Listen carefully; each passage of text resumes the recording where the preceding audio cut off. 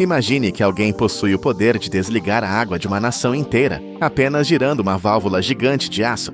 Diante dos seus olhos está o rio Tigre. Há 8.000 anos a civilização humana nasceu nestas margens. Mas hoje, este berço da história está morrendo. A causa não é apenas a seca, mas uma muralha de concreto de 1,7 bilhão de dólares construída rio acima. Esta é a história de como a engenharia transformou a geografia em uma arma. E por que a próxima guerra mundial pode não ser por petróleo, mas por uma simples gota de água. Para entender por que um rio sagrado está sendo estrangulado, precisamos primeiro olhar para o norte, para o coração industrial da Turquia. Esqueça os mercados de especiarias e os tapetes voadores. A Turquia moderna é uma fera faminta por energia, uma máquina colossal que nunca dorme. Em menos de 40 anos, a população deste país quase duplicou, saltando de 45 milhões para mais de 85 milhões de pessoas. É uma explosão humana que exige recursos em uma escala inimaginável. Imagine megacidades como Istambul e Ankara brilhando na noite, com arranha-céus que consomem eletricidade como se não houvesse amanhã. Pense nas fundições de aço operando a 1.600 graus Celsius, nas fábricas de cimento e nos complexos têxteis que funcionam 24 horas por dia. Todo esse progresso tem um preço exorbitante. O problema central é que a Turquia não tem petróleo nem gás natural suficientes em seu próprio solo. O país sangra dinheiro, gastando cerca de 90 bilhões de dólares todos os anos, apenas para importar energia de vizinhos e rivais. É uma vulnerabilidade estratégica que nenhum governo pode aceitar. Foi dessa necessidade desesperada de sobrevivência que nasceu uma ideia titânica: o Projeto do Sudeste da Anatólia, ou GAP. Engenheiros e planejadores olharam para os mapas e viram o potencial inexplorado dos rios Tigre e Eufrates. Eles decidiram que não iriam apenas construir uma usina, eles iriam reescrever a geografia. O projeto abrange 75.000 quilômetros quadrados. Para colocar isso em perspectiva visual, estamos falando de uma área de construção do tamanho de todo o país da Áustria. O plano? Erguer 22 barragens gigantescas e 19 usinas hidrelétricas. Um investimento de 32 bilhões de dólares, destinado a transformar a força bruta da água em independência nacional. O primeiro grande golpe desta batalha contra a natureza foi desferido no rio Eufrates com a construção da barragem Atatürk. Não pense nisso como uma simples parede no rio. Pense nela como uma montanha artificial.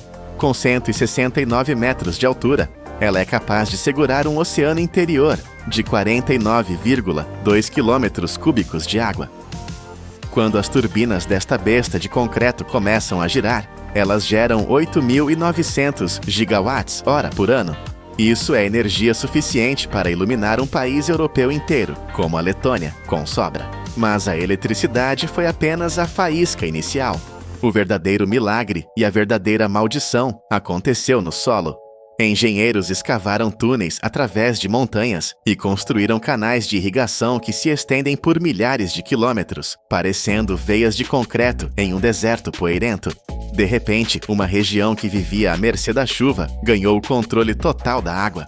E o que eles plantaram? Não foi comida para matar a fome, foi ouro branco, foi algodão. A produção de algodão explodiu, triplicando para 400.000 toneladas por ano. Hoje, essa região, que antes era seca e estéril, produz quase 60% de todo o algodão da Turquia.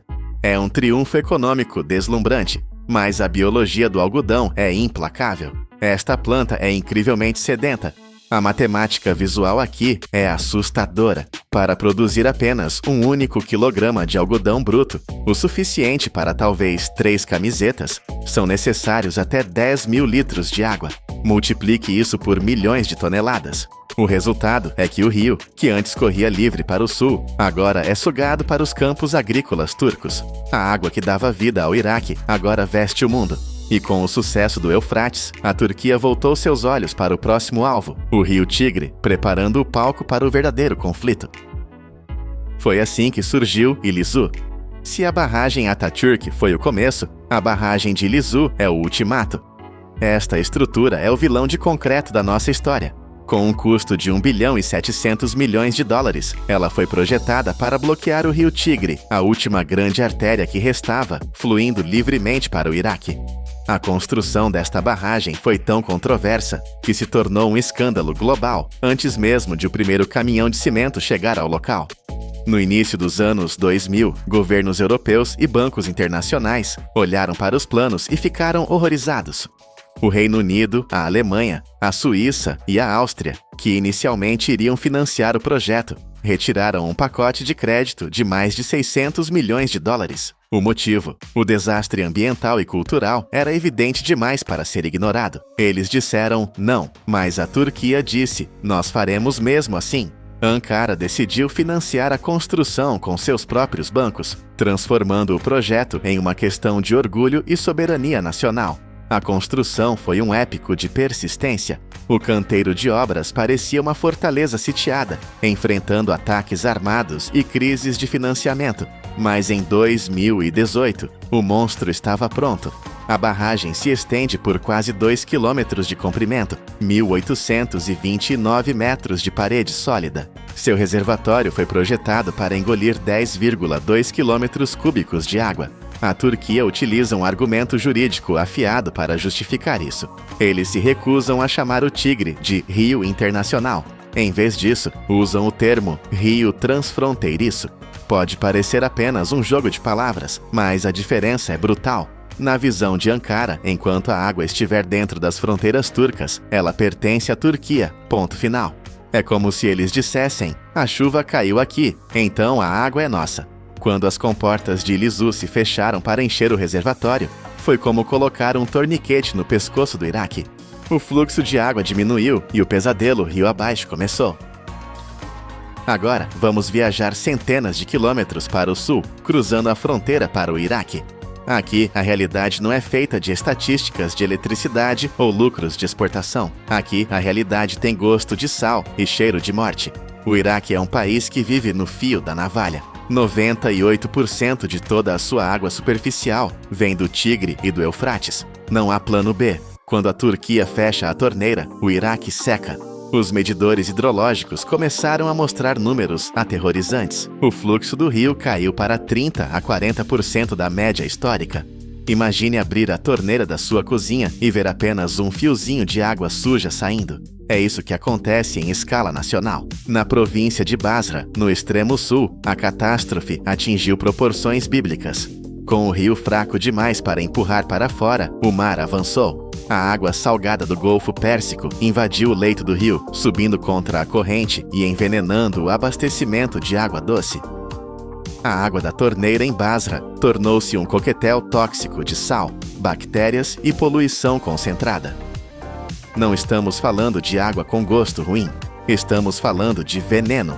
Entre 2018 e 2022, os hospitais de Basra foram inundados por mais de 100 mil pacientes. Eram crianças, idosos e trabalhadores, todos sofrendo de cólicas agonizantes, diarreia severa e erupções cutâneas, simplesmente por beberem ou tocarem na água que chegava às suas casas.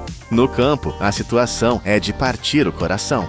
Onde antes havia campos de trigo dourado, agora existem planícies brancas de sal. Sem água doce para lavar o solo, a terra morre. A salinização transformou terras férteis, que alimentaram impérios por milênios, em crostas duras e estéreis. Búfalos de água, animais majestosos que são o símbolo da região, morrem de sede e ficam atolados na lama seca. Famílias inteiras cujas linhagens cultivavam a mesma terra há séculos estão empacotando seus poucos pertences e fugindo para as favelas das cidades, tornando-se refugiados climáticos em seu próprio país. Mas seria injusto e incompleto culpar apenas a Turquia por esta tragédia. A verdade é dura. O Iraque também é culpado por seu próprio sofrimento. Enquanto a Turquia construía o futuro com concreto e tecnologia, o Iraque deixava sua infraestrutura apodrecer no passado.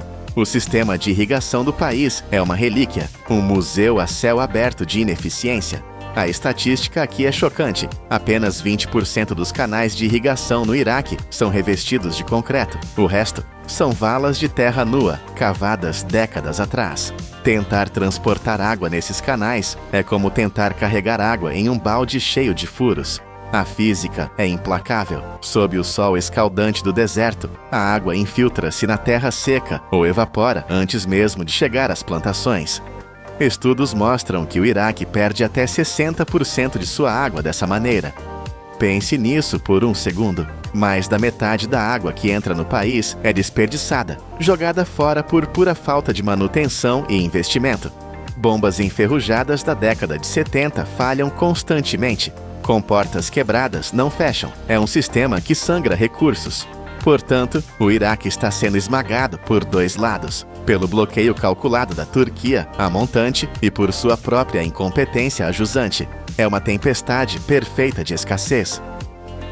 O custo humano e econômico é devastador, mas há algo mais que foi perdido nas águas de Ilissu, algo que nenhum dinheiro pode comprar de volta.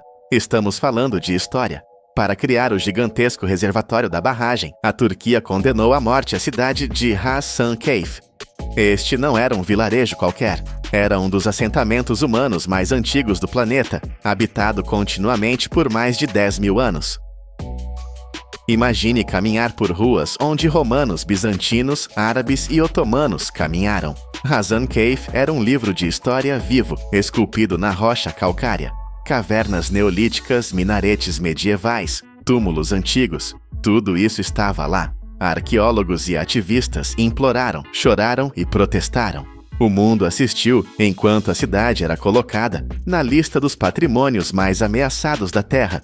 Mas a engenharia não tem sentimentos. Quando as águas começaram a subir, foi o fim. 199 assentamentos foram afetados. Dezenas de milhares de pessoas foram forçadas a deixar as casas de seus ancestrais. A Turquia moveu alguns monumentos em operações de engenharia complexas, criando um parque arqueológico artificial. Mas a alma da cidade foi afogada. Hoje, se você olhar para o lago calmo de Ilissu, não verá nada. Mas lá embaixo, sob toneladas de água escura, estão as cavernas onde nossos ancestrais acenderam fogueiras há milênios. Uma herança insubstituível da humanidade foi trocada por turbinas e eletricidade. O silêncio subaquático de Hasankeyf é o som ensurdecedor do progresso a qualquer custo. Se você acha que isso é um problema isolado no Oriente Médio, pense novamente. O que aconteceu no Tigre é apenas um capítulo de um manual global que está sendo escrito agora mesmo. A água é o novo petróleo e a geografia é a nova arma nuclear. Olhe para o rio Mekong, no Sudeste Asiático. A China construiu 11 barragens gigantescas no curso superior do rio. O resultado? O fluxo de sedimentos vitais para o Vietnã e Camboja caiu pela metade. E a água salgada está destruindo o celeiro de arroz da Ásia. A lógica é idêntica. A China controla a torneira e os países rio abaixo sofrem. Agora olhe para a África, para o lendário rio Nilo. A Etiópia está terminando a grande barragem do Renascimento, um monstro hidrelétrico com capacidade de 6.450 megawatts. Para a Etiópia, é a luz no fim do túnel da pobreza. Para o Egito, que depende do Nilo para 97% de sua água, é uma ameaça existencial. As negociações se arrastam há uma década sem solução. Estamos vendo o surgimento de uma nova e brutal lei da geopolítica, a lei do mais forte geográfico. Quem controla a nascente, controla o futuro. Não importa o que digam os tratados ou as Nações Unidas. Se você tem o concreto e a posição geográfica, você dita as regras. O país a montante fala em direito ao desenvolvimento, enquanto o país a jusante grita pelo direito à sobrevivência. E até agora, o concreto está vencendo os gritos. O rio Tigre continua a fluir, mas é uma sombra do gigante que já foi. O Iraque está perdendo sua água, sua agricultura e sua estabilidade. A história da barragem de Ilissu nos ensina uma lição fria e inegável sobre o nosso tempo. Quando as leis internacionais são fracas, a justiça é decidida pela engenharia. A geografia tornou-se o campo de batalha mais perigoso do século XXI.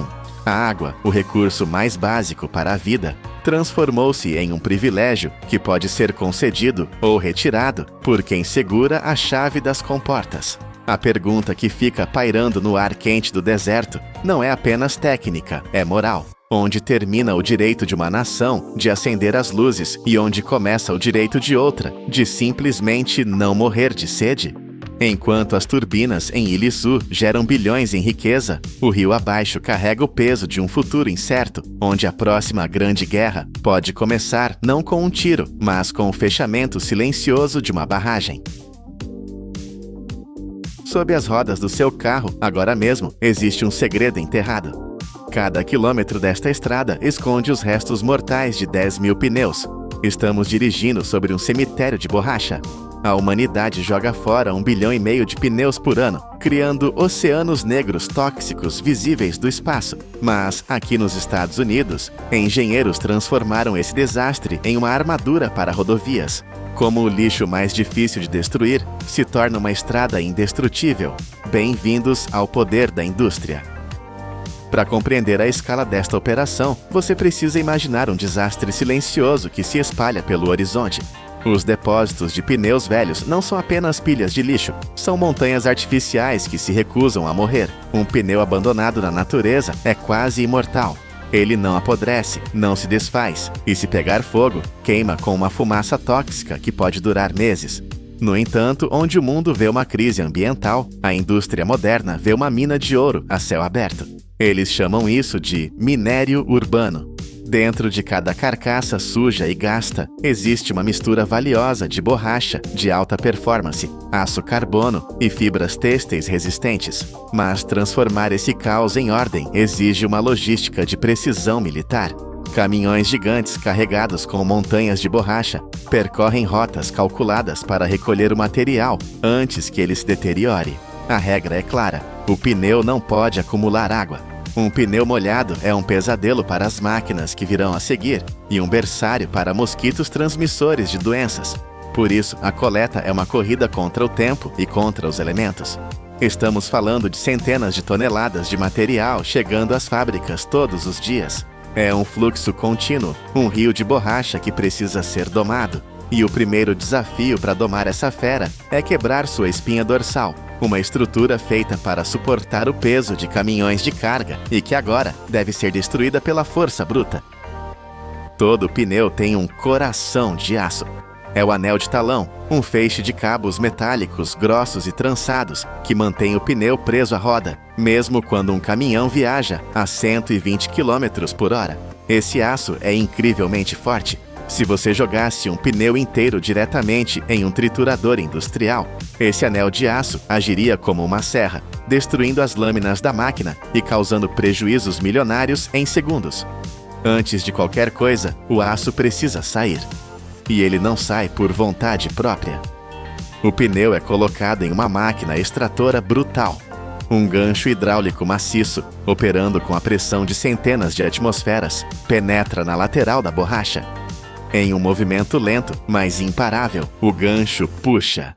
A borracha se estica, geme e se contorce violentamente sob a tensão.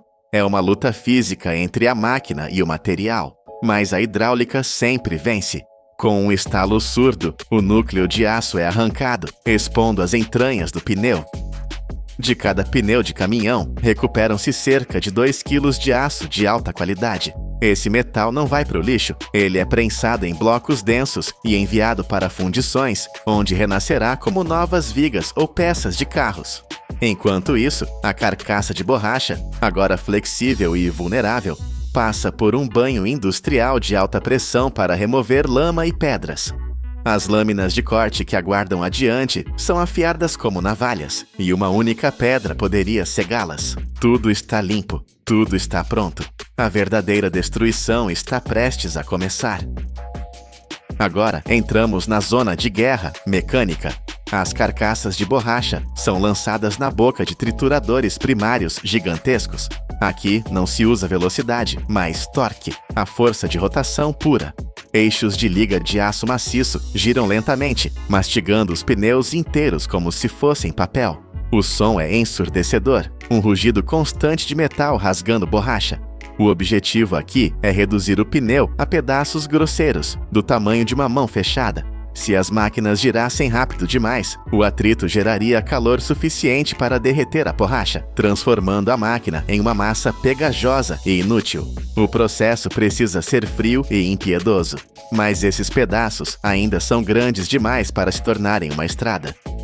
Eles caem em uma segunda linha de moagem, onde a precisão se torna microscópica. Moinhos secundários pulverizam a borracha até que ela se torne um pó fino. Durante essa queda livre, poderosos ímãs suspensos sobre a esteira capturam qualquer fragmento minúsculo de arame que tenha sobrado, puxando-o para fora do fluxo. A pureza é a lei. O produto final é o que chamam de crumb rubber, ou borracha granulada. Mas atenção, o tamanho importa. Para se fundir perfeitamente com o asfalto, cada grão deve ter exatos 0,5 a 2 milímetros de diâmetro. Peneiras vibratórias gigantescas separam o pó.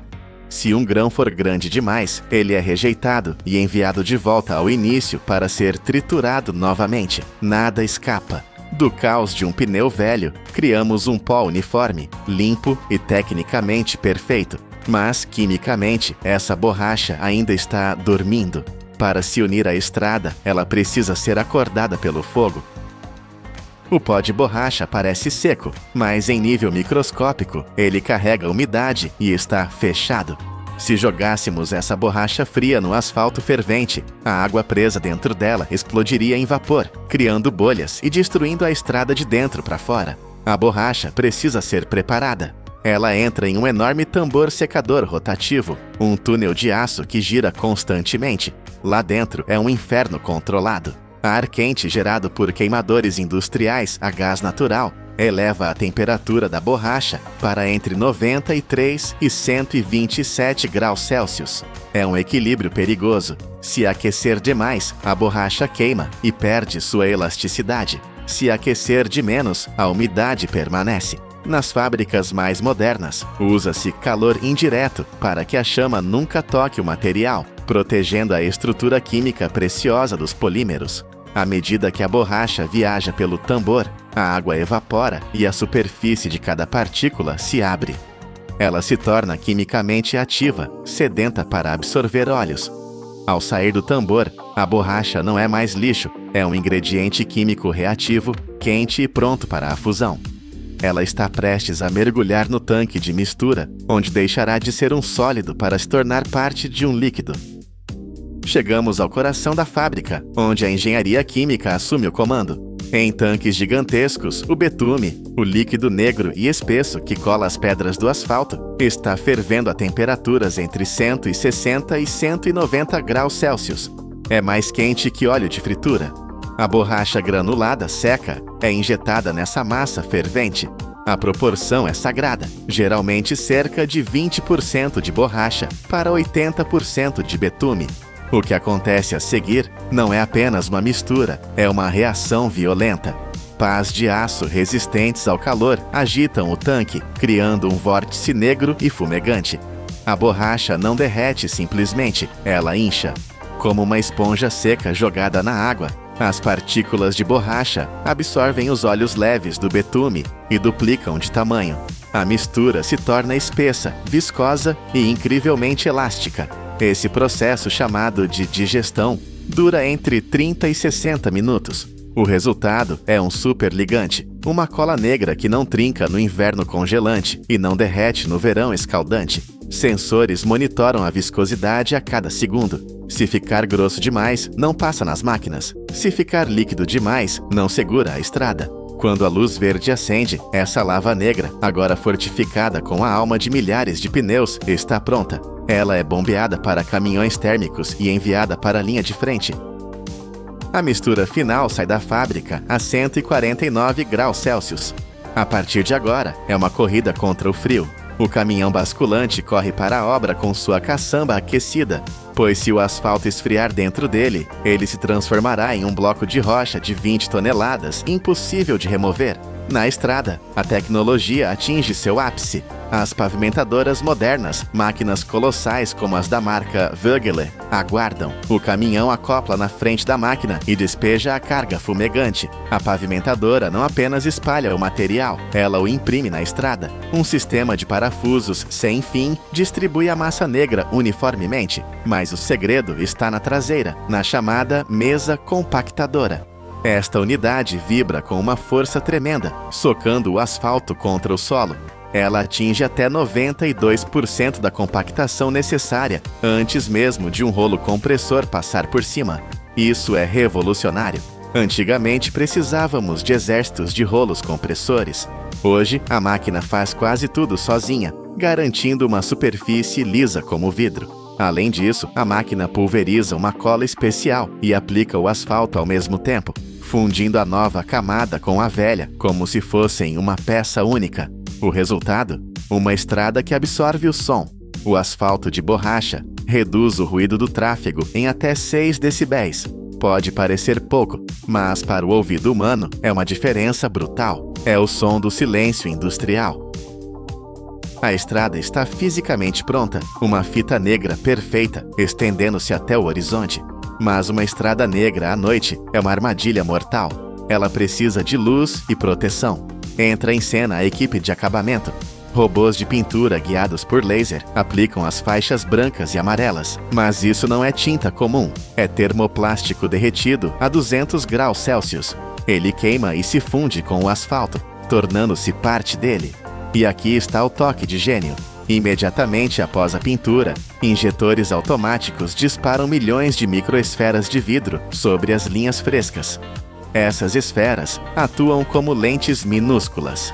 À noite, quando os faróis do seu carro batem nelas, a luz é refletida de volta para os seus olhos, fazendo a estrada brilhar na escuridão. Nas laterais, guindastes levantam barreiras de concreto pré-moldado, peças de várias toneladas feitas em fábricas para garantir precisão milimétrica.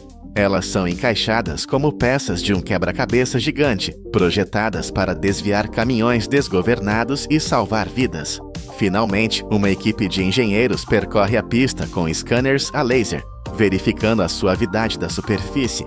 Cada milímetro é medido. Apenas quando a matemática confirma a perfeição, os cones são retirados. O ciclo se fecha. O que começou como uma pilha de 1 bilhão de pneus apodrecendo em um lixão tóxico, agora repousa silenciosamente sob o tráfego veloz. Nós não apenas escondemos o lixo, nós o elevamos. Transformamos a borracha rejeitada, que um dia foi um problema ambiental global, em uma infraestrutura que durará mais do que o asfalto virgem jamais poderia. Cada quilômetro desta estrada não é apenas um caminho de um ponto a outro. É um cofre de engenharia, onde toneladas de resíduos encontraram um propósito nobre. Da próxima vez que você sentir o silêncio suave dos seus pneus deslizando sobre uma rodovia nova, lembre-se, você está dirigindo sobre um oceano negro que foi domado, triturado e renascido pelo fogo e pela inteligência humana. Isso é mais do que reciclagem. Isso é o verdadeiro poder da indústria. Em 2023, os agricultores do deserto de Nevada cometeram um ato que parecia suicídio financeiro. Cobriram suas terras férteis com toneladas de sal puro. A vizinhança chamou de loucura. Os especialistas disseram que o solo estava morto, mas esse erro calculado não matou a fazenda. Em apenas uma temporada, ele transformou um deserto estéril em uma mina de ouro biológica, aumentando a colheita em 400 vezes. Como destruir o solo salvou uma indústria de milhões de dólares? A resposta está enterrada sob seus pés, esperando para ser descoberta. Para entender a magnitude desse risco, você precisa sentir o calor. Nevada não é apenas quente, é uma fornalha a céu aberto. O sol aqui não ilumina, ele martela o solo até criar uma crosta dura e impenetrável. É um lugar onde a agricultura é uma guerra constante contra os elementos. E no centro dessa batalha está uma planta que vale mais do que parece, a alfafa. Você pode olhar para um campo de alfafa e ver apenas grama para gado, mas biologicamente essa planta é uma fortaleza impenetrável. Ela possui um segredo mecânico que frustrou a tecnologia agrícola por décadas. Cada pequena flor roxa de alfafa esconde um mecanismo de defesa brutal. É uma armadilha. Dentro das pétalas, a coluna reprodutiva está sob tensão extrema, como uma mola de aço comprimida ou o gatilho de uma arma. Para que a planta produza sementes, o ouro que os agricultores buscam, esse gatilho precisa ser disparado fisicamente, mas a alfafa não facilita. Quando um inseto pousa para pegar o néctar, o mecanismo dispara. Pá!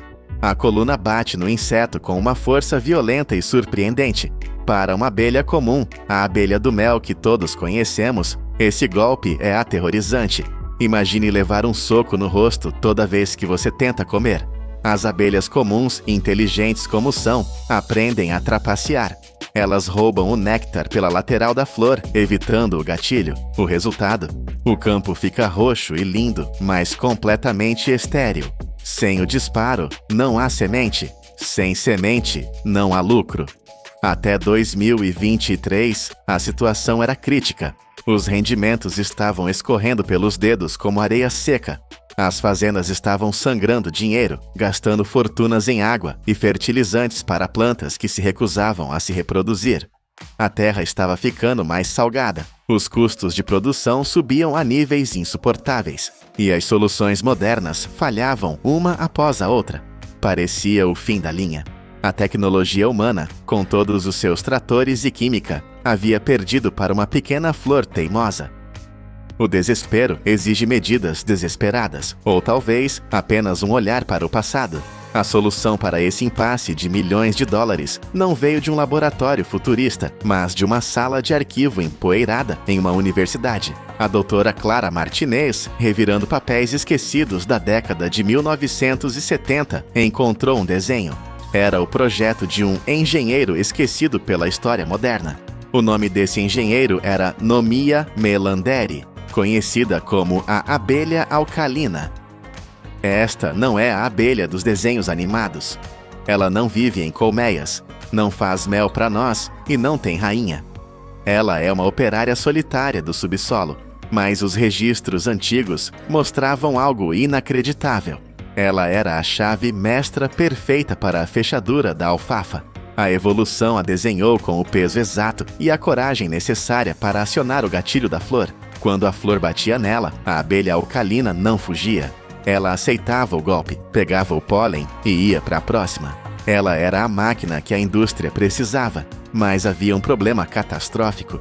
Esse engenheiro estava desaparecido, funcionalmente extinto nas áreas agrícolas de Nevada. Por quê? Porque o progresso humano o matou. Décadas de arados revirando a terra e produtos químicos pesados destruíram seus túneis e sua comida. Nós havíamos eliminado a única criatura capaz de salvar a colheita. A doutora Martinez percebeu a ironia cruel. A resposta estava ali o tempo todo, mas nós a enterramos sob camadas de modernização. Se os agricultores quisessem salvar suas terras, teriam que fazer algo impensável. Eles teriam que parar de lutar contra a natureza hostil de Nevada e, em vez disso, reconstruir o ambiente que passaram 50 anos tentando destruir.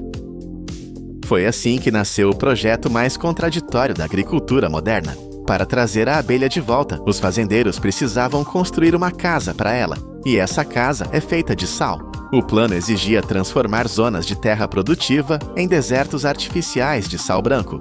Imagine o cenário: tratores gigantes entrando em campos férteis, não para plantar, mas para estragar o solo. A engenharia por trás desses leitos de sal é digna de uma construção industrial. Não é apenas jogar sal na terra, é precisão cirúrgica. Primeiro, escava-se a terra. Depois, instala-se uma rede complexa de tubos de irrigação subterrânea, valendo dezenas de milhares de dólares. Essa água nunca toca a superfície. Ela fica embaixo, mantendo o subsolo úmido e macio, perfeito para escavação. Na superfície, caminhões despejam toneladas de sal industrial.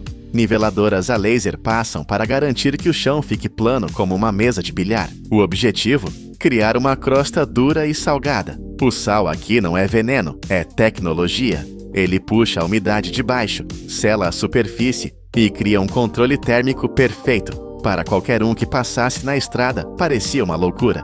Vizinhos paravam seus carros para olhar e rir. A mídia local chamava de o experimento bizarro.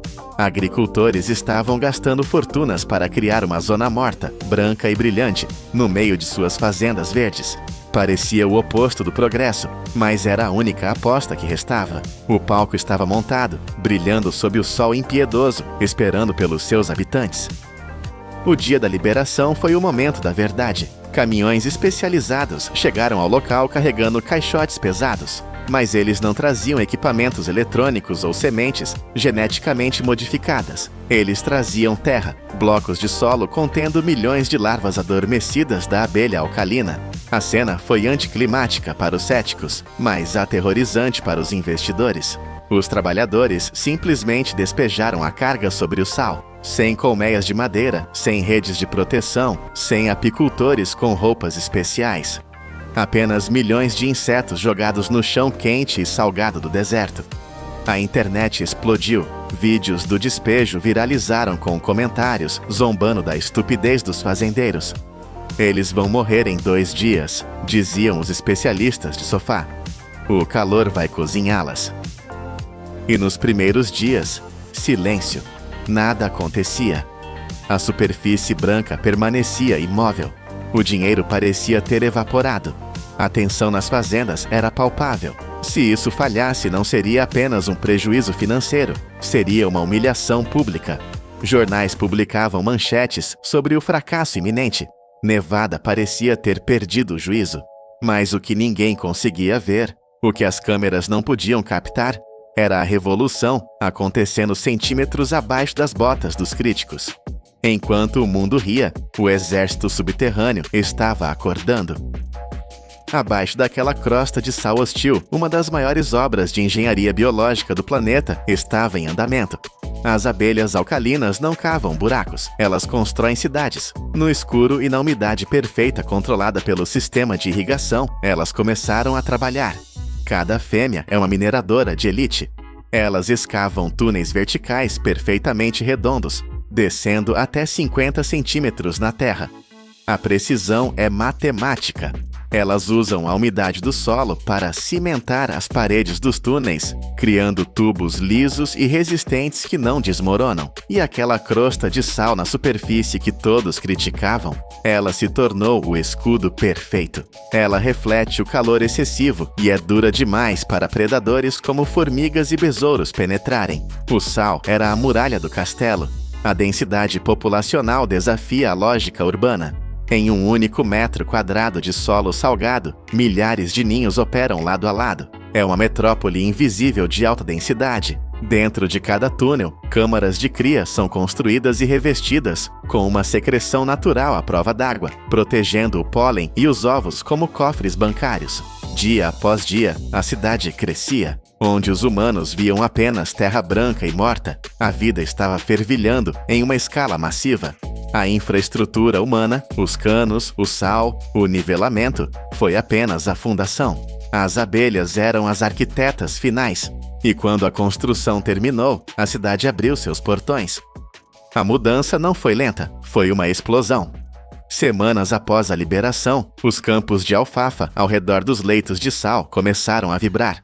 Um zumbido grave, profundo e constante encheu o ar. As abelhas alcalinas emergiram aos milhões. E elas não estavam ali para passear. A eficiência dessas criaturas fez as abelhas comuns parecerem amadoras. Câmeras de alta velocidade capturaram a brutalidade do processo. A abelha alcalina pousa na flor. Ela aplica a pressão exata. Pá! A flor dispara o gatilho. A abelha recebe o golpe no peito, coleta o pólen e em uma fração de segundo já está na próxima flor. Elas não hesitam. Elas não têm medo. Elas são máquinas biológicas programadas para aquela tarefa específica. A velocidade de polinização dobrou, triplicou. Onde antes havia apenas beleza roxa, as flores começaram a murchar rapidamente, o sinal universal de que a polinização funcionou. Vagens de sementes começaram a inchar, pesadas, dobrando os caules das plantas. Os agricultores mal podiam acreditar no que viam. Quando as colheitadeiras entraram nos campos no final da estação, os números confirmaram o milagre. A produtividade disparou. Em áreas onde a média histórica era de 300 a 400 quilos por hectare, os fazendeiros estavam colhendo 1.200, 1.300 quilos. Isso é um aumento de 300 a 400%. O investimento milionário nos leitos de sal se pagou na primeira colheita. A aposta insana havia quebrado a banca. A natureza, com sua tecnologia antiga e brutal, havia superado a química moderna e a maquinaria pesada por uma margem humilhante. Hoje, se você voar sobre o deserto de Nevada, verá algo estranho. Quadrados brancos brilhantes e geométricos cortando o verde infinito dos campos. Eles não são cicatrizes de destruição, são monumentos de inteligência. Nós nos acostumamos a pensar que o progresso significa inventar novos chips, drones e laboratórios estéreis. Mas, neste canto esquecido da América, a indústria aprendeu a maior lição de todas: a humildade. Às vezes, para dar um salto gigantesco para o futuro, é preciso ter a coragem de olhar para trás. É preciso ter a audácia de salgar a terra fértil e confiar em um projeto que tem milhões de anos de testes de campo. A natureza não precisa que inventemos a roda. Ela só precisa que tenhamos a sabedoria de devolver as chaves que roubamos. E o resultado? Bem, os milhões de dólares em sementes extras falam por si mesmos. Se você ficou impressionado com a força oculta deste processo, inscreva-se agora no canal Poder da Indústria. Vamos continuar descobrindo histórias onde a engenharia encontra o impossível. Até a próxima operação. Você sabia que 8 em cada 10 ostras servidas nos restaurantes de luxo, de Paris a Nova York, vêm de um único país? Mas por trás dessa iguaria existe um segredo tóxico: montanhas brancas de lixo que se recusam a morrer. Na China, essas cordilheiras de cascas apodrecem, liberando gases que envenenam o ar. O paradoxo: esse lixo mortal é a única cura para um solo que está morrendo, ácido como o suco de limão. Como transformamos uma catástrofe ambiental em ouro branco capaz de salvar a agricultura global? Para compreender a verdadeira escala deste problema, precisamos olhar para os números que sustentam o nosso apetite global. A China possui uma linha costeira de 11.200 quilômetros, uma fronteira marítima que foi transformada na maior fábrica de proteína do oceano. Em apenas um ano, esta nação produz a impressionante marca de 11,9 milhões de toneladas de ostras. É uma quantidade de comida difícil de imaginar, superando a produção combinada de gigantes como Estados Unidos, Japão e França. No entanto, a biologia da ostra é implacável e gera um desperdício colossal. Apenas 10% do animal é carne comestível. Os outros 90% são uma armadura de carbonato de cálcio, dura como pedra, que leva séculos para se decompor naturalmente. Isso cria um problema logístico de proporções bíblicas. A cada ano, 6,6 milhões de libras de conchas são descartadas. Elas não desaparecem, elas se acumulam. Ao longo das praias das províncias de Fujian e Guangdong, surgiram novas formações geológicas, montanhas artificiais de conchas brancas, com metros de altura. Sob o calor úmido do verão, essas pilhas tornam-se reatores químicos de decomposição. A carne residual apodrece nas fendas, proliferando bactérias e liberando nuvens invisíveis de amônia e sulfeto de hidrogênio. O ar torna-se tóxico, irritando os pulmões dos moradores e matando os peixes nos lagos próximos. É uma crise de poluição que parece não ter fim. Mas, ironicamente, a apenas alguns quilômetros dali, terra adentro, enfrentamos o oposto do excesso, a exaustão total. O solo fértil de Fujian está morrendo. Se você caminhasse por um pomar de frutas em 2021, veria uma cena de desolação. A terra está rachada, seca e sem vida. O pH do solo despencou para níveis entre 3,8 e 4,2. Para se ter uma ideia, isso é quase tão ácido quanto o suco de um limão puro. A terra tornou-se tão hostil que as raízes das árvores queimam e não conseguem se segurar. Quando chove, a água não penetra. Ela escorre por uma superfície que se tornou dura e impermeável, parecida com cimento molhado. As autoridades locais admitiram uma verdade aterrorizante. Se nada fosse feito, vastas áreas de cultivo seriam completamente abandonadas em menos de 15 anos. De um lado, montanhas de cálcio envenenando o ar. Do outro, terras ácidas implorando por cálcio. A solução parecia óbvia, mas exigiria uma engenharia colossal para conectar esses dois desastres. A resposta não veio de uma nova invenção futurista, mas da industrialização de uma ideia antiga. Os engenheiros perceberam que aquelas montanhas de lixo fedorento eram, na verdade, minas de calcário biológico puro, mas para transformar resíduos tóxicos em remédio para a terra, foi preciso construir uma máquina gigante. Em Hui'an, uma fábrica massiva foi erguida com uma missão única: devorar 264 milhões de libras de conchas de ostras todos os anos. O processo é uma demonstração de força bruta e precisão térmica. Caminhões despejam as conchas brutas em trituradores industriais, que quebram a estrutura calcária inicial. Mas o verdadeiro segredo é o fogo. As conchas moídas são lançadas em fornos rotativos gigantescos para um processo chamado calcinação. Lá dentro, a temperatura sobe para 473 graus Fahrenheit, ou 245 graus Celsius.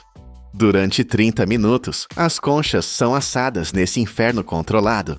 O calor intenso tem dois propósitos vitais. Primeiro, é a esterilização absoluta. Qualquer bactéria nociva ou resto de carne podre é instantaneamente incinerado. Segundo, o calor altera a estrutura física da concha, tornando-a quebradiça e fácil de moer. O que sai do outro lado da linha de produção é um pó branco finíssimo, conhecido como biocal oceânica. Este não é um simples pó de pedra. É um condicionador de solo rico em minerais essenciais que a terra exausta de Fujian perdeu há décadas. Ele age como um antiácido natural para o solo. Imagine o solo ácido como um estômago com azia. Esse pó neutraliza a acidez instantaneamente, desbloqueia nutrientes que estavam presos e cria um ambiente onde a vida pode florescer novamente. Onde antes havia lixo tóxico, agora existem 220 milhões de libras de um produto agrícola limpo, ensacado e pronto para salvar as colheitas. A teoria era perfeita, mas a agricultura é um campo de batalha imprevisível. O verdadeiro teste começou quando os caminhões carregados com o pó de ostra chegaram às fazendas devastadas. Os resultados foram imediatos e visíveis, desafiando até os cientistas mais céticos. O primeiro grande sucesso foi com a cebolinha, uma cultura vital para a região. Em campos onde as plantas antes ficavam amarelas e atrofiadas, a aplicação do pó causou uma ressurreição biológica. A produtividade disparou quase 60%. Pense nisso, 60% a mais de comida na mesma terra, sem usar fertilizantes químicos extras. Nos pomares de Toranja, a mudança foi química e profunda. Sensores enterrados no solo mostraram que o pH subiu 1,1 pontos, saindo da zona de perigo ácido. A matéria orgânica, que é o combustível da vida no solo, aumentou em quase 28%. As árvores pararam de perder frutas prematuramente e as folhas voltaram a ter um verde vibrante. Mas a vitória não foi apenas para a terra, foi para o bolso dos agricultores. Um experimento com alface revelou algo surpreendente. As plantas cultivadas com o pó de conchas não apenas cresceram mais, elas ficaram mais saborosas. A alface tornou-se mais crocante, mais doce e muito mais rica em vitamina C do que aquelas cultivadas com químicos tradicionais. O mercado percebeu a diferença e o preço de atacado dessas alfaces subiu entre 12% e 18%. Para 300 mil famílias rurais, isso não foi apenas uma melhoria técnica, foi uma revolução econômica. O ciclo parecia ter sido fechado com perfeição. O lixo do mar salvava a terra e a terra recompensava o homem. No entanto, a natureza não é uma máquina que obedece cegamente aos nossos desejos. Em meio a esse triunfo, surgiu um mistério frustrante: o amendoim. A China é a maior produtora mundial de amendoim, colhendo 37,5 bilhões de libras por ano. É uma cultura estratégica. Mas quando os cientistas aplicaram o pó milagroso nos campos de amendoim degradados, o inesperado aconteceu. O solo melhorou quimicamente, o pH subiu, a terra ficou mais fofa, mas a colheita diminuiu. Como isso era possível? A resposta estava escondida no mundo microscópico. O amendoim é uma leguminosa e depende de uma parceria simbiótica com bactérias específicas que vivem em suas raízes e capturam nitrogênio do ar. A mudança rápida no pH do solo, causada pelo pó de ostra, foi um choque para essas bactérias. Elas não conseguiram se adaptar à velocidade da intervenção humana. Foi uma lição de humildade brutal para a engenharia. Você não pode apressar a biologia. O ecossistema precisa de tempo para se recalibrar. O pó de ostra era poderoso, sim, mas não era uma varinha mágica instantânea para todas as espécies.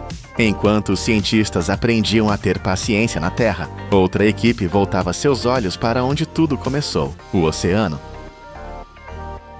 A crise não estava apenas nas montanhas de cascas em terra, mas também debaixo d'água. Ao longo dos últimos 150 anos, 85% dos recifes naturais de ostras da região haviam desaparecido completamente. O fundo do mar, que antes era uma floresta viva, tornou-se um deserto de lama. A solução para restaurar esse mundo perdido não exigiu alta tecnologia, mas sim sabedoria antiga. Engenheiros e biólogos viajaram no tempo e adotaram um método de 300 anos atrás.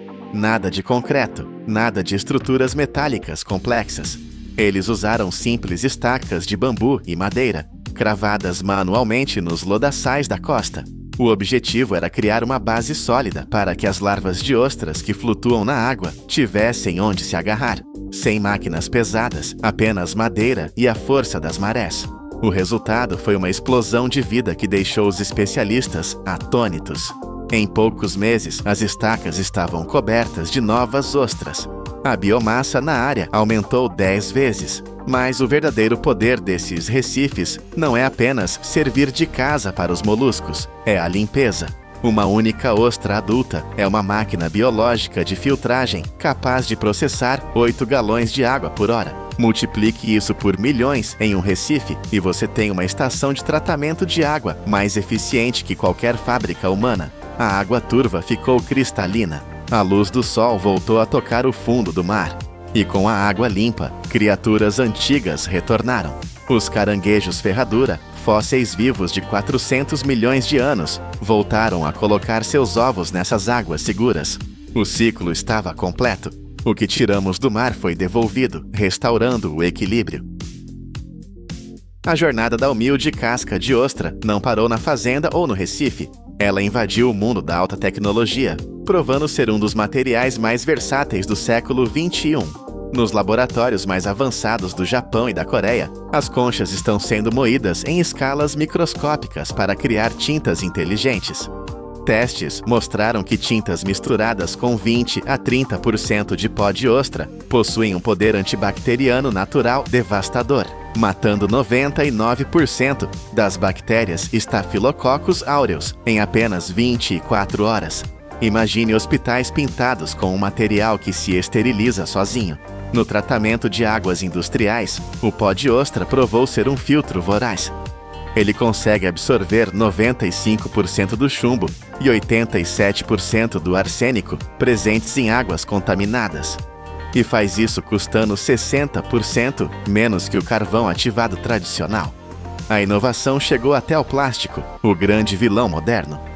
Novos bioplásticos reforçados com o cálcio das ostras são 12% mais fortes e se degradam muito mais rápido na natureza. Até mesmo nas estradas, as ostras estão salvando vidas. Em Hiroshima, o asfalto misturado com conchas trituradas oferece uma aderência superior aos pneus em dias de chuva, prevenindo acidentes. E no seu banheiro, o cálcio ultra puro, extraído dessas conchas, agora é usado em pastas de dente e cosméticos de luxo. De estradas a rostos, de paredes hospitalares a copos descartáveis. O que antes era uma montanha de lixo fétido, agora é a estrutura invisível e limpa da nossa modernidade. Começamos nossa história com uma imagem de repugnância, montanhas de lixo tóxico que envenenavam o ar. Viajamos pelo fogo dos fornos industriais, vimos terras mortas renascerem em verde vibrante e testemunhamos o retorno de criaturas pré-históricas aos mares limpos. A humilde casca de ostra, um resto esquecido do seu jantar, provou ser muito mais do que lixo. Ela é cimento, é remédio, é filtro e é escudo. A grande lição que a indústria nos ensina aqui é inegável. Na engenharia perfeita da natureza, não existe lixo. Existem apenas recursos que nós, com nossa visão limitada, ainda não aprendemos a usar. As montanhas brancas da China não eram um problema, eram uma reserva de ouro químico esperando pela chave certa. Enquanto olhamos para o futuro, a pergunta muda. Não é mais o que faremos com o lixo, mas sim, qual outro tesouro está escondido nas pilhas de desperdício que criamos todos os dias? A resposta para a próxima crise global pode estar bem debaixo dos nossos pés. Eu sou a voz do poder da indústria, e se essa transformação te impressionou, o que vem a seguir vai redefinir o seu conceito de impossível. Nós a chamamos de grama, o alimento favorito dos pandas, uma planta oca que balança com o vento.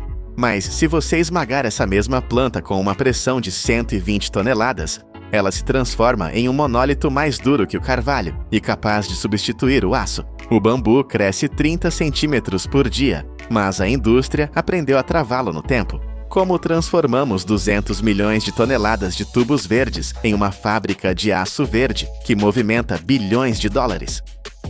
Tudo começa com uma explosão de vida nas florestas tropicais da Ásia, onde o ciclo da natureza opera em uma velocidade que desafia a lógica.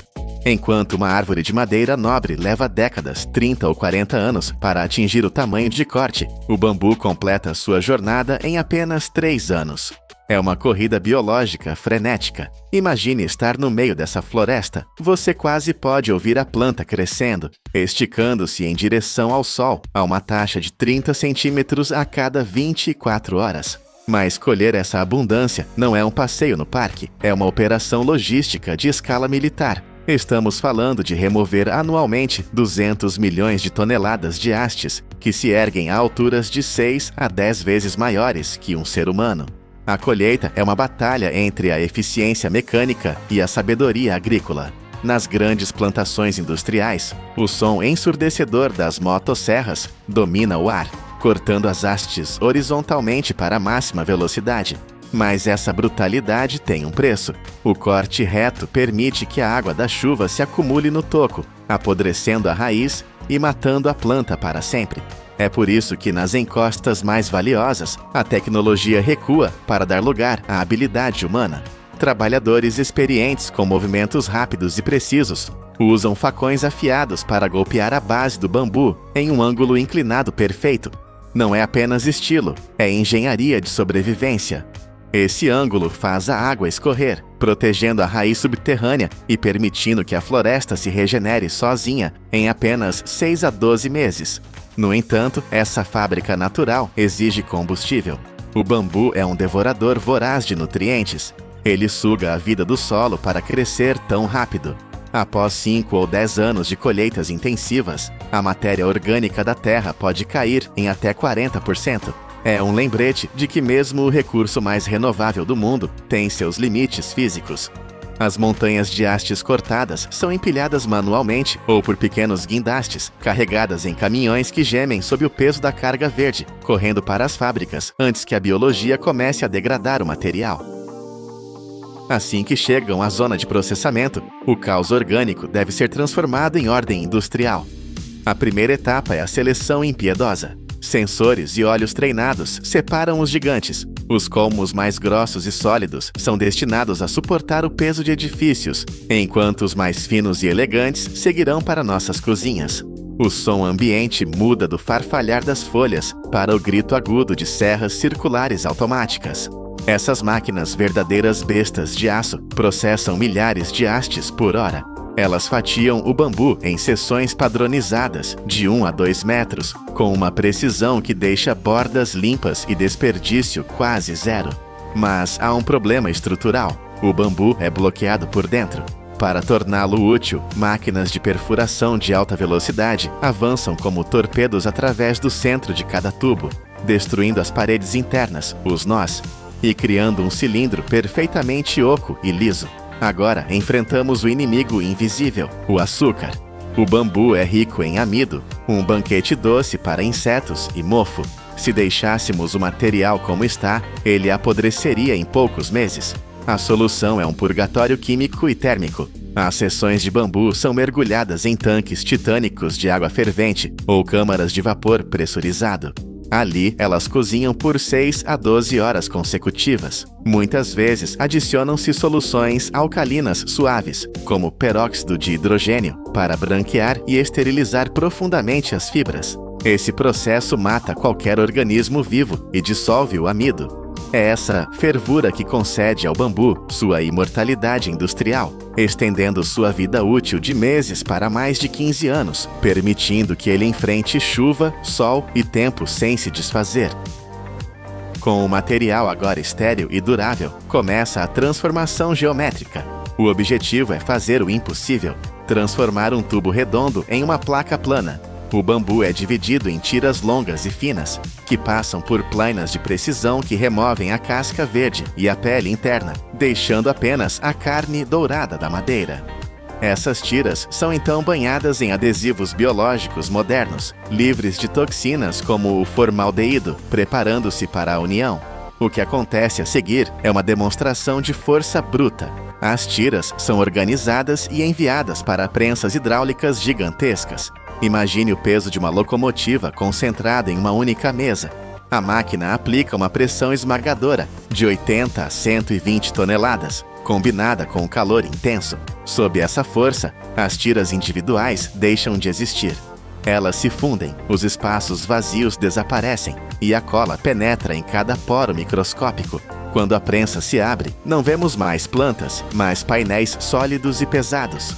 Após o resfriamento, essas chapas são lixadas e polidas até brilharem como vidro. Este é o compensado de engenharia. Parece madeira nobre, tem a textura da natureza, mas foi forjado com a precisão de uma linha de montagem automotiva.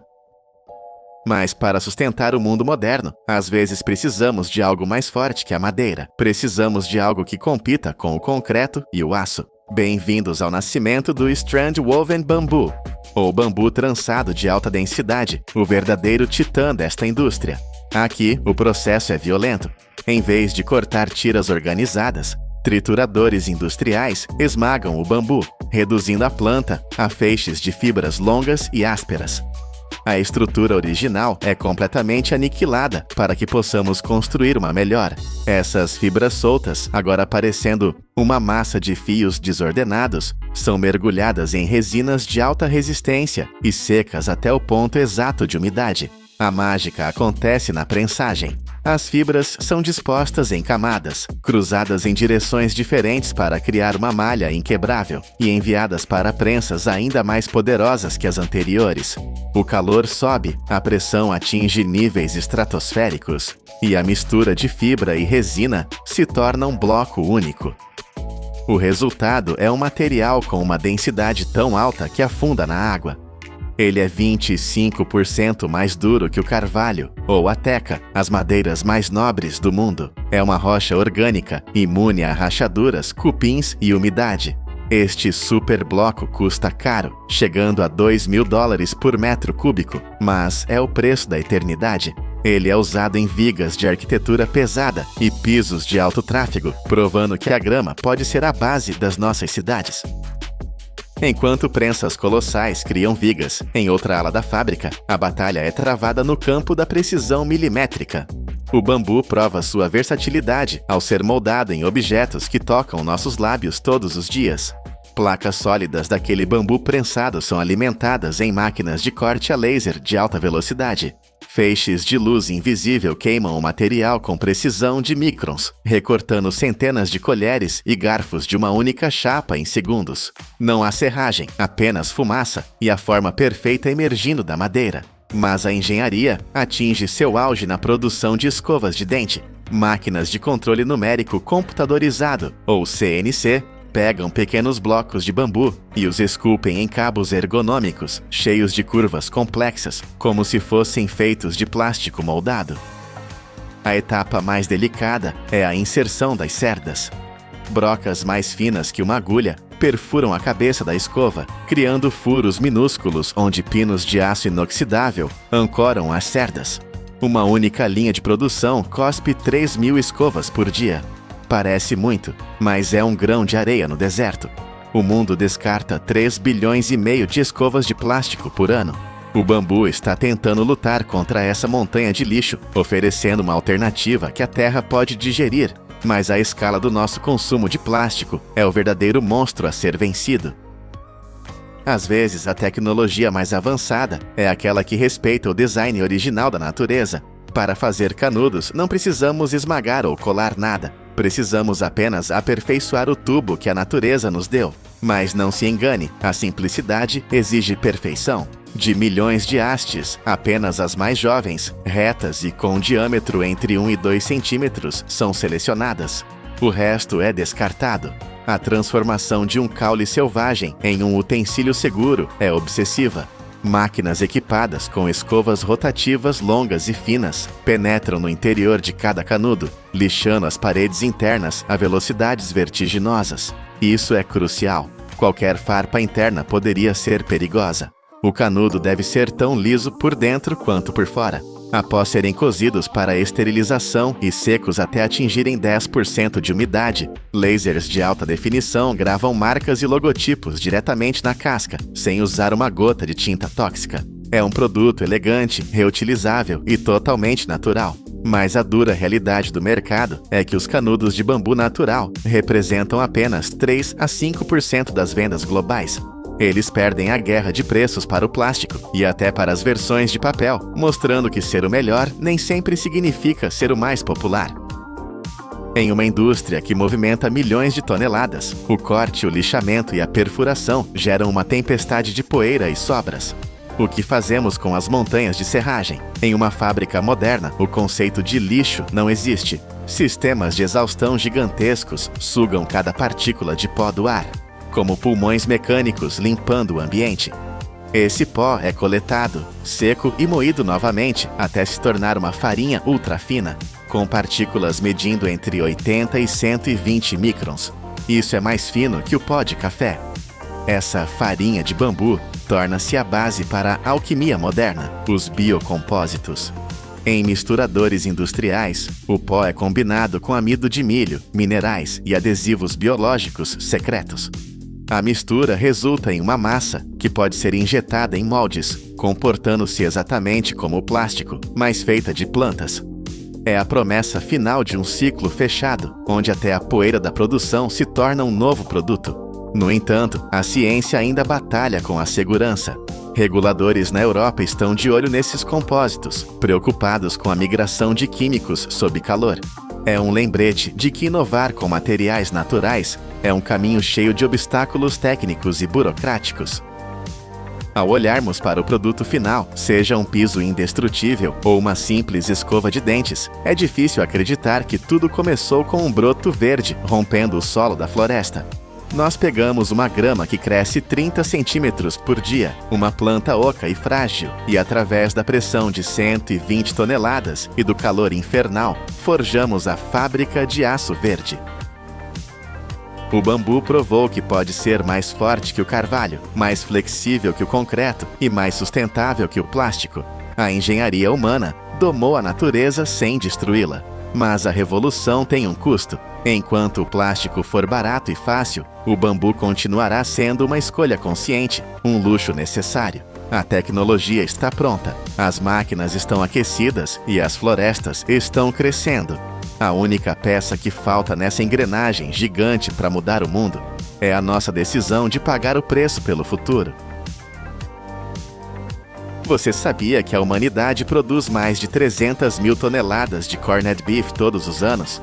Essa quantidade colossal é suficiente para encher uma cidade inteira do tamanho de Miami, com blocos vermelhos e densos de carne indestrutível. Mas aqui está o erro que 80% das pessoas cometem. Elas acham que existe milho, ou corn, dentro da lata. A verdade é chocante. Não há um único grão de milho nestes milhões de latas. Corn vem de cristais de sal do tamanho de grãos, a única arma capaz de vencer o tempo antes da geladeira existir. Hoje, vamos entrar em uma indústria de 9 bilhões de dólares para ver como o calor, o sal e a pressão transformam músculos rígidos em comida eterna. Para entender como essa montanha de carne é criada, precisamos viajar para o coração da América do Sul. Esqueça as fazendas pequenas que você imagina. Aqui estamos falando de impérios de pastagem. O Brasil, a Argentina e os Estados Unidos são as 3 superpotências que dominam o mercado global, mas é nas savanas brasileiras que a escala desafia a imaginação.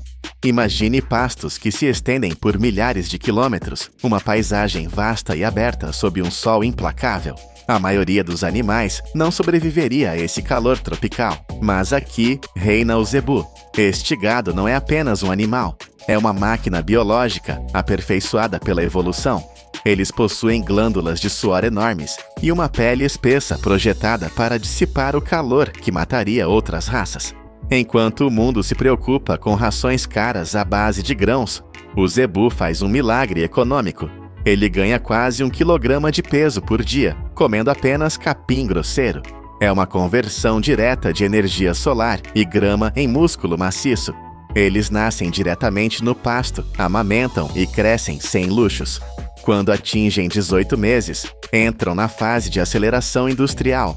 O objetivo biológico muda. Agora, o corpo do animal foca em construir fibras musculares longas, firmes e estáveis. Não é apenas carne, é a estrutura que sustentará uma indústria bilionária. Ao atingirem 500 quilogramas, eles são movidos. O resultado é uma torrente de 2.300.000 toneladas de carne exportada anualmente pelo Brasil, alimentando as linhas de processamento que nunca param. O momento em que o gado deixa o pasto marca o fim da biologia e o início da engenharia. A transformação de um ser vivo em matéria-prima industrial exige precisão absoluta e velocidade letal. No início da linha, a prioridade é desligar o sistema. O animal é contido e, com a precisão de um cirurgião, uma pistola de dardo cativo dispara no centro exato da testa.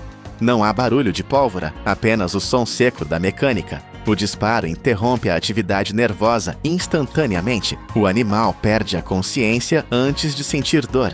É um fim humano para garantir uma qualidade industrial. Depois que o couro e os órgãos são removidos, o que resta é uma carcaça de centenas de quilogramas pendurada em trilhos de aço. Agora, observe a violência controlada das máquinas. Serras de fita industriais, rugindo a 3.000 rotações por minuto, descem sobre a espinha dorsal. O som é ensurdecedor, mas o corte é silencioso em sua perfeição. A lâmina atravessa o osso mais duro do corpo, como se fosse manteiga, guiada por lasers ou mãos experientes ao longo do eixo espinhal. Em segundos, a carcaça se abre em 2 metades simétricas. Não é apenas estética, é eficiência térmica. Essa divisão permite que o frio penetre nos ossos mais rápido, preparando a carne para o desmembramento cirúrgico que virá a seguir. Dentro da fábrica, nem toda a carne tem o mesmo destino. Para o corned beef, os engenheiros de alimentos buscam uma peça específica, uma peça que muitos considerariam dura demais para um bife de luxo, o peito ou brisket. 70% de cada lata que você vê na prateleira vem dessa região frontal do animal. Pense na física disso. O animal passa a vida inteira em pé. Os músculos do peito sustentam centenas de quilos contra a gravidade, dia e noite. Esse esforço constante cria fibras grossas, resistentes e entrelaçadas com gordura. É uma carne construída para o trabalho pesado. A outra parte vem das pernas traseiras, ricas em colágeno. O colágeno é o cimento da natureza. Em sua forma crua, é duro e borrachudo. Mas os produtores sabem que, sob o calor certo, esse tecido conjuntivo se transformará na gelatina, que dá ao corned beef sua textura famosa. Nas mesas de corte, açougueiros de elite trabalham em um ritmo frenético. Eles não precisam olhar 2 vezes. Eles sentem a direção das fibras e a elasticidade da carne através de suas luvas de malha de aço. É um balé sangrento, onde a anatomia é desmontada peça por peça, separando o que será bife de luxo do que será a base da nossa lata indestrutível.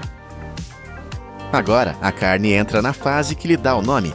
Se deixássemos esses blocos de músculo ao ar livre, eles apodreceriam em dias. Para vencer a morte celular, usamos o sal. Mas a imersão tradicional em tanques de salmoura é lenta demais para o mundo moderno. O sal demoraria dias para penetrar no centro de um pedaço grosso de peito. A indústria não tem esse tempo. A solução é a injeção de alta pressão. Imagine uma máquina que parece um instrumento de tortura futurista, equipada com centenas de agulhas de aço inoxidável. Cada agulha tem apenas 1,2 milímetros de espessura. Elas descem sobre a carne com força hidráulica, perfurando profundamente o tecido muscular. No momento da penetração, elas disparam uma solução precisa de água, sal, nitrito e especiarias. É uma transfusão industrial. O nitrito é a chave. Ele trava a cor vermelha da carne, impedindo que ela fique cinza e cria uma barreira química contra bactérias mortais. O que a natureza levaria uma semana para fazer por osmose, essas máquinas fazem em horas. Cada pedaço de carne sai pesando 10 a 12% a mais, inchado com a salmoura que garantirá sua imortalidade. Com a química definida, é hora de aplicar a termodinâmica. A carne curada é carregada em caldeiras a vapor gigantescas. Não é um cozimento rápido, é um processo lento e deliberado. Durante 3 a 5 horas, a carne é mantida a 70 graus Celsius.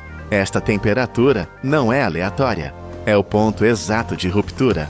A 70 graus, a mágica acontece. O colágeno duro, aquele cimento que tornava a carne impossível de mastigar, começa a derreter. Ele se converte em gelatina líquida, untando as fibras musculares de dentro para fora. Quando a carne sai das caldeiras, ela já não é mais aquele músculo rígido que sustentava o boi. Ela está macia, mas ainda precisa de textura. É aqui que entra o destruidor. A carne é jogada em trituradores industriais, equipados com parafusos duplos que giram a 1.800 rotações por minuto. Lâminas de alta velocidade não cortam a carne aleatoriamente. Elas são projetadas para rasgar as fibras ao longo de seu grão natural. A violência da máquina é calibrada para imitar o desfiamento manual, mas em uma escala de toneladas por hora. O resultado é uma massa de carne solta, suculenta e elástica, mantida unida pela gelatina natural que acabamos de criar. Agora começa a corrida contra a contaminação. A carne processada precisa ser selada em seu túmulo de aço antes que qualquer bactéria possa tocá-la. O enlatamento é uma operação de alta precisão. Êmbolos automáticos comprimem a carne dentro das latas icônicas, expulsando cada bolha de ar. O ar é o inimigo. Se houver oxigênio, haverá oxidação. A precisão é insana. Cada lata é pesada eletronicamente e qualquer desvio maior que 0,5%, meio grama, rejeita o produto. Uma vez seladas hermeticamente, as latas não vão para o armazém. Elas vão para o inferno. Elas entram em autoclaves massivas, câmaras de pressão que lembram submarinos. Lá dentro, a temperatura sobe para 121 graus Celsius. Por 90 minutos, as latas cozinham sob pressão extrema. Nada sobrevive a isso. Qualquer bactéria, qualquer esporo, qualquer vestígio de vida microscópica é obliterado. É este processo que permite que uma lata de corned beef fique na prateleira de um bunker ou de um supermercado por 5 anos sem refrigeração. É comida estéril, protegida por uma armadura de metal. Sensores ópticos e raios-x escaneiam cada lata em busca de defeitos minúsculos no metal, garantindo que a fortaleza esteja segura. Muitas vezes, ao olhar para essa carne vermelha e curada, as pessoas a confundem com seu primo famoso das delicatessens de Nova York, o pastrami. É fácil entender o porquê. Ambos nascem do mesmo corte duro, o peito, e ambos devem sua cor rosa ao sal de nitrito. Mas enquanto o corned beef é um produto de engenharia interna, focado na injeção de salmoura e na estabilidade, o pastrami é uma obra de arte externa. No pastrami, o sabor é construído de fora para dentro. Ele é esfregado com especiarias secas, criando uma crosta negra e aromática. Depois, ele é defumado lentamente, absorvendo a fumaça da madeira, antes de ser cozido no vapor para ficar macio. O pastrami é servido quente, fatiado na hora, exalando fumaça e especiarias. O corned beef tem um propósito diferente. Ele não foi feito para ser servido em um prato de luxo em Manhattan. Ele foi feito para sobreviver em uma trincheira, no porão de um navio ou na despensa de uma família durante uma tempestade. Ele é a espinha dorsal da indústria de carne enlatada, projetado para durar quando tudo mais falha. Começamos com um mito sobre milho e terminamos com uma realidade de aço e sal. O que sai dessas fábricas não é apenas um produto de conveniência, é o triunfo da técnica sobre a biologia. Pegamos 300 mil toneladas de músculo perecível, vindo de gado que pastava sob o sol escaldante do Brasil, e o transformamos em tijolos de energia, que podem durar meia década.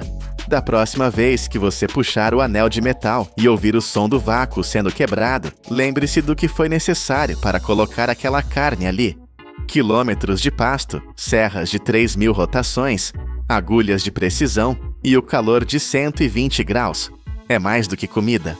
É uma bateria de calorias carregada pela indústria, pronta para ser usada quando o mundo precisar.